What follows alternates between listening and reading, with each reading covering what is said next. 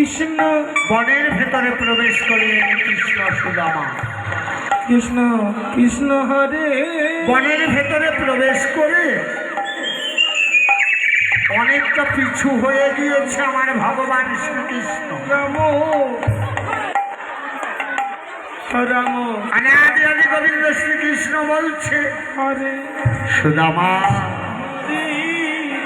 তুই যে আমার কেমন ভক্ত সেটা করব পরীক্ষা। হ্যাঁ? স্বর্ণকারে যেমন সোনাকে গলিয়ে বুঝে নেয় কোনটা আসল সোনার কোনটা নকল সোনা, আমি তেমনই রে সুদামা। আজ আমি ভগবান আর তুই ভক্ত।